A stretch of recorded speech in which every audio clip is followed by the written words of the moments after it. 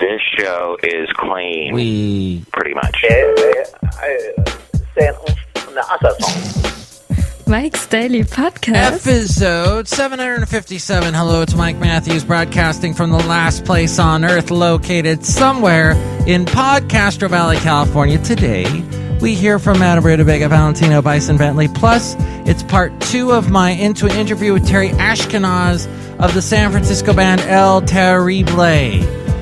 And we will also hear an interesting news story. Mike's Daily Podcast. That has to do about health and medicine. But don't worry, it's not gory. Mike's Daily Podcast. Or an allegory.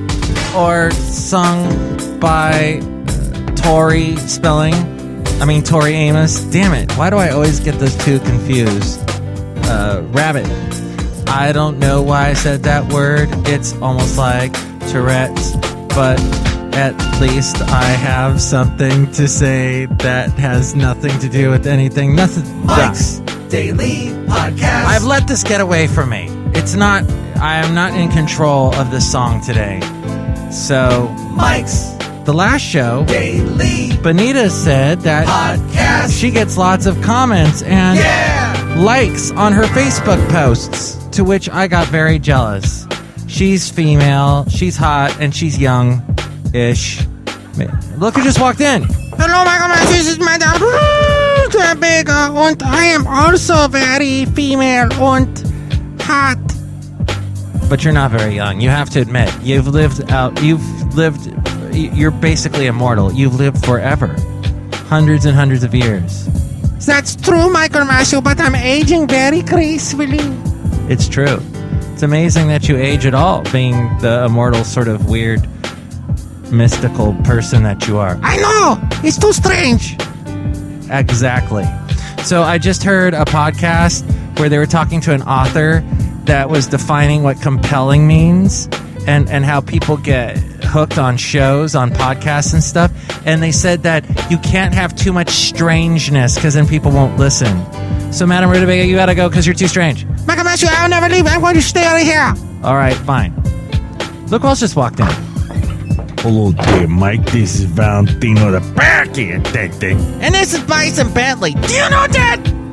Hey, guys, did you hear that the Benita, she gets a lot of comments and posts on her Facebook? Yeah, that's because she's beautiful and people want and only identify with the hot women on the Facebook. They don't care about guys like us. Yeah, nobody cares about it. Do you know that? Nobody does care about us. Well, that's fine. That's fine. We don't care about them. You know what? And it's just, I'm being honest. I'm being honest and horrifically rude. But I would like to also say that I have discovered, what was my big thing I wanted to say? Oh, yeah, on the podcast last week, I mentioned how there was a winery that was fined $100,000 just up the road here from Podcastro Valley, California. And they were fined because the employees that were serving wine were not being paid. And I got all up in arms because what upset me about the story was that the local regulatory commission people that came and closed them down or fined them $100,000, which was too much money for them to pay, and thus the winery had to close down. I was sort of up in arms in the way that this regulatory commission came in and just sort of the people that were sitting there enjoying their wine, they told them, get the hell out of here, basically, and don't come back, and, you shouldn't be drinking wine here, and made them feel horrible. I've since sat and reflected on this whole thing, and, I did kind of mention that I was a bit upset at this place for not paying their employees, and how I've worked at radio stations that didn't pay their interns, and how that's so common in today's world, whether you want to get into radio or TV or magazines, or if you want to get into the financial world and make a bunch of money, which you won't do if you want to get into radio or magazines or TV. So I was talking about how upset I was about that, and then I've suddenly realized that I'm glad they closed this winery down. Yes! Because they should pay their freaking employees. What's the deal? I mean, you're selling these bottles of wine. Why aren't you paying your... That's ridiculous. So, anyway, I'm glad they're closed. But on the same... this other side of this bit of hard currency, the other side of this coin, I see that there has been another story here in the Bay Area that has to do with people getting tickets because they're dropping off their loved ones at the local BART there at Lake Merritt. They're dropping off folks and they're getting tickets. How much do the tickets cost? $300.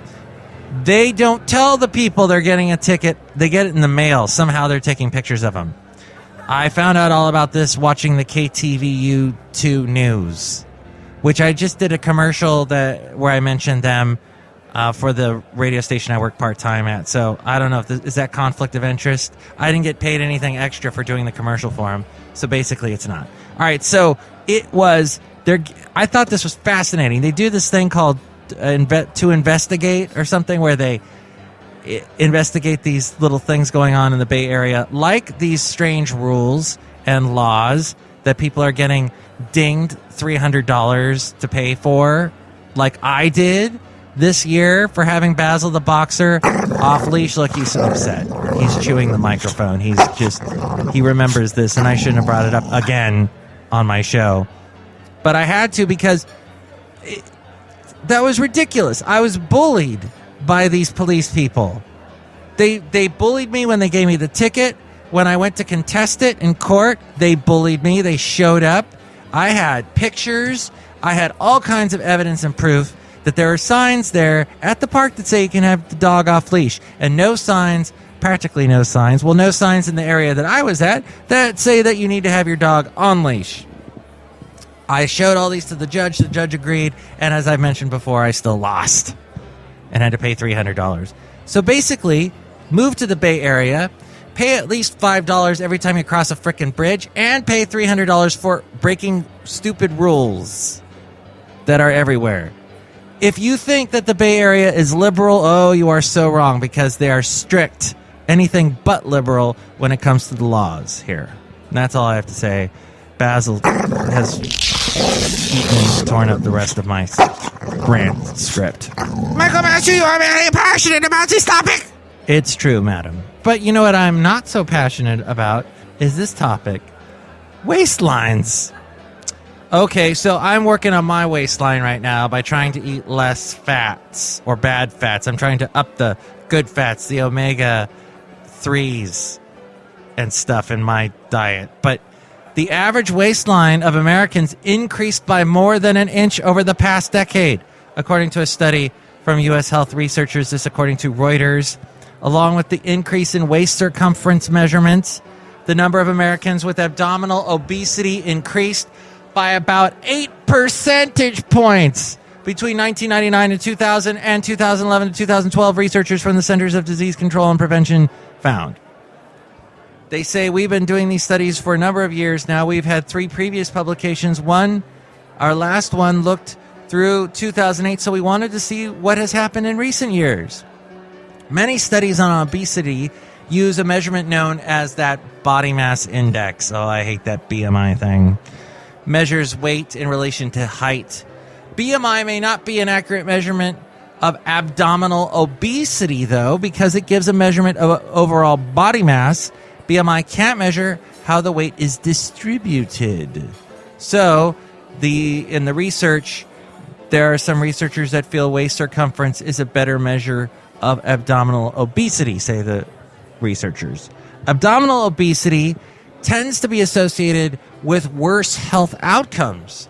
Sometimes the fat tends to collect around the body's internal organs, but it's still unclear why it worsens outcomes.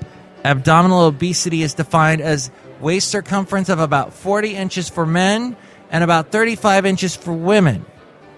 For the new study, they used data from a national study conducted over 2 years. Overall, they had data on like 32,816 men and non-pregnant women 20 years old or older.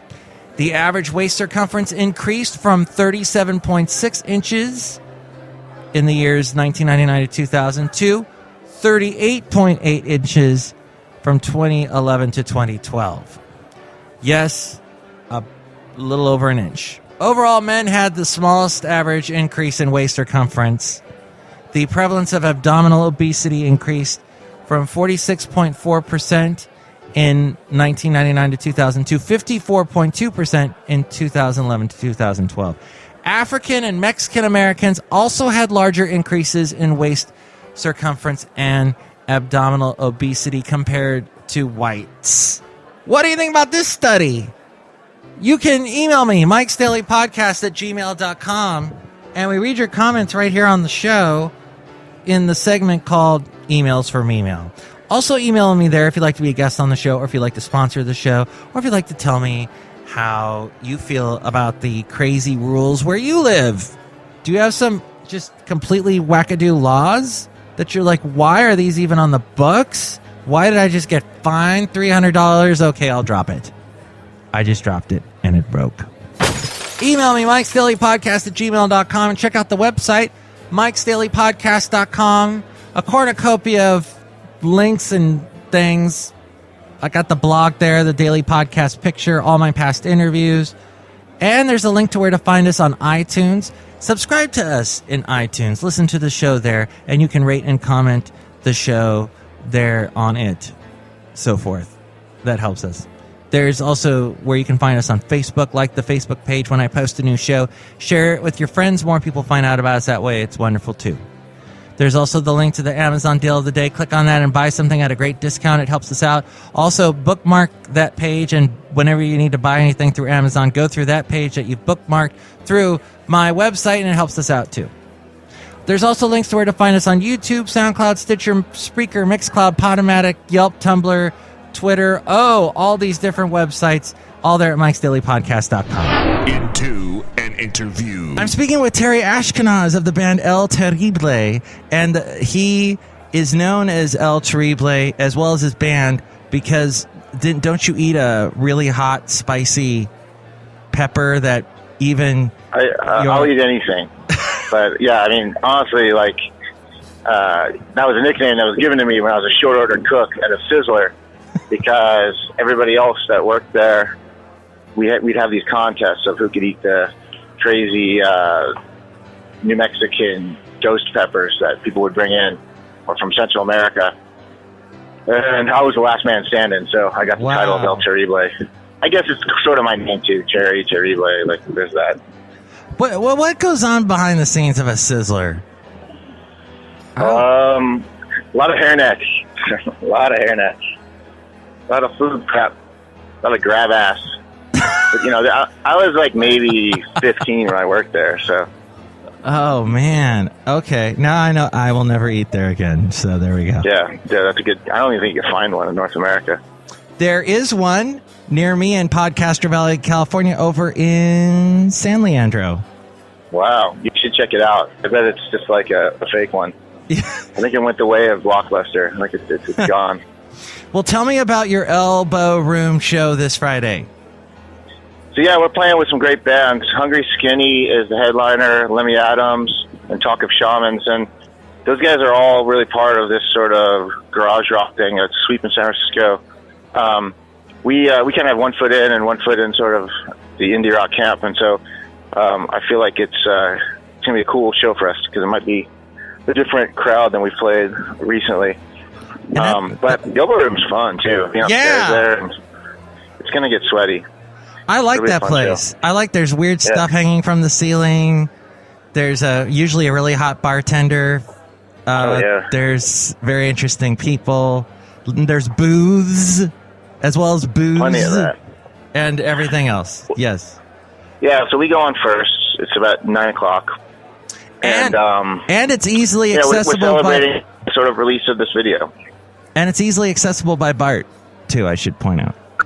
Yeah, you can just get off at 16th and Mission. And you're celebrating the release of the video and what else? That's it. That's it, and, the video. You know, life in general. the release of being alive is yeah.